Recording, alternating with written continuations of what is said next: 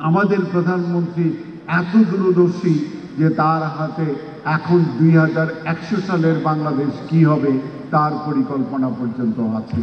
সাবেক ডাক, টেলিযোগাযোগ ও তথ্য ও যোগাযোগ প্রযুক্তি মন্ত্রী মোস্তফা জব্বারের বিরুদ্ধে 500 কোটি টাকার অনিয়ম ও দুর্নীতির অভিযোগ উঠেছে। দায়িত্ব পাওয়ার পর থেকেই তিনি সিন্ডিকেট গড়ে তুলে দেশকে ডিজিটাল বানানোর নামে তৈরি করেন একের পর এক প্রকল্প, আর প্রতিটি প্রকল্পে কাজের নামে লুট করেছেন অর্থ।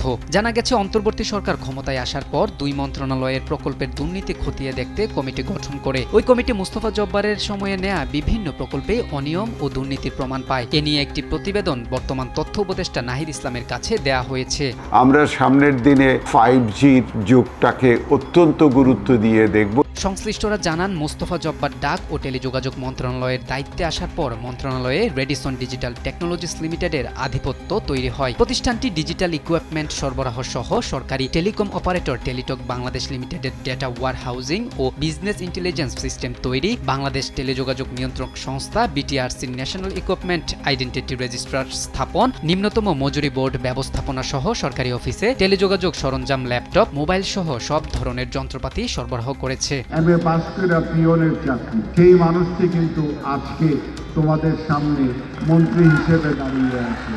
অন্যদিকে বড় ধরনের অনিয়ম জালিয়াতির প্রমাণ মিলেছে সরকারের নেয়া লার্নিং অ্যান্ড আর্নিং ডেভেলপমেন্ট প্রকল্পে। অনুসন্ধানে উঠে এসেছে মিথ্যা তথ্য দিয়ে অর্থ তুলে নিয়েছে মাঠ পর্যায়ে প্রকল্প বাস্তবায়নের দায়িত্ব পাওয়া আইটি প্রতিষ্ঠান রেডিসন ডিজিটাল টেকনোলজিস লিমিটেড। আর দক্ষ জনবল তৈরির ওই প্রকল্পে দুর্নীতির প্রমাণ পাওয়ার পরও কোনো ব্যবস্থা নেয়নি তথ্য ও যোগাযোগ প্রযুক্তি বিভাগ। উল্টো প্রতিষ্ঠানটির অনুকূলে অর্থ ছাড়ে প্রভাব খাটানোর অভিযোগ ওঠে মোস্তফা জব্বারের বিরুদ্ধে। প্রকল্পের কাজ পাওয়া থেকে বঞ্চিত হয়ে ওই সময় 7 প্রতিষ্ঠানের পক্ষ থেকে মন্ত্রীর কাছে লিখিত অভিযোগ দেওয়া হলেও কোনো লাভ হয়নি।